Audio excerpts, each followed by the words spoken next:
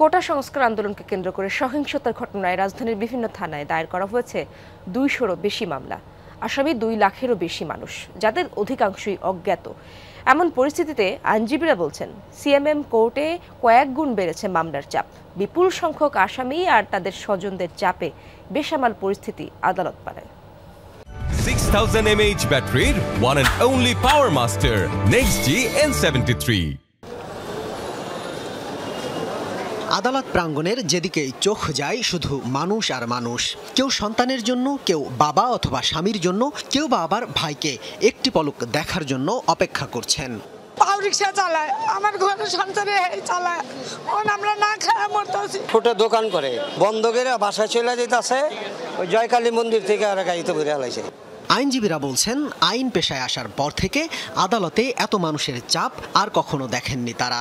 আগে যেখানে দিনে 1-2টি শুনানিতে অংশ নিতে হতো, এখন এই সংখ্যা বেড়েছে কয়েক গুণ। যে কোনো সময়ের চেয়ে এখন চাপ অনেক বেশি। এর আগেও রাজনৈতিক বিভিন্ন ঘটনা প্রেক্ষিতে চাপ হয়েছে, কিন্তু এখন সবচেয়ে বেশি। খুব আমাদের টাফ হয়ে যাচ্ছে মামলা পরিচালনা করা, কারণ অনেকগুলো আসামি বর্তমানে, এবং আমাদের যে কোর্টের যে শিডিউল অনুযায়ী আমরা মেনটেন করা খুব কঠিন হয়ে যাচ্ছে। প্রতিদিনই রাজধানীর বিভিন্ন এলাকার অগণিত আসামিকে আদালতে হাজির করা হচ্ছে। পরিস্থিতি এমন যে নাওয়া খাওয়ার সময় পাচ্ছেন না আইনজীবীরা। সব মিলিয়ে সকাল থেকে রাত অবধি চলছে আদালতের কার্যক্রম। প্রত্যেক দিন প্রায় 1000-1200-700 করে আসামি আদালতে পাঠাচ্ছে। অনেকে ওকালতনামা নিতে পারছে না। খুবই ব্যস্ততা বেড়ে গেছে। এখন আইনজীবীরা আসলে দুপুরের লাঞ্চটাও ঠিকঠাক টাইম অনুযায়ী করতে পারছে না।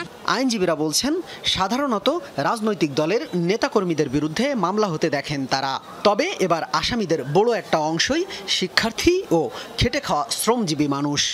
একটা মামলা রিসিভ করছে, সে বলতেছে আমি দোকানদার, আমি দেখতে গেছি, আমি কিছুই জানি না। আমার নিরীহ মানুষ বেশিরভাগই মামলা খাচ্ছে, পথচারীরা মামলা খাচ্ছে, আনএক্সপেক্টেড। এই সমস্যার সমাধান হওয়া উচিত।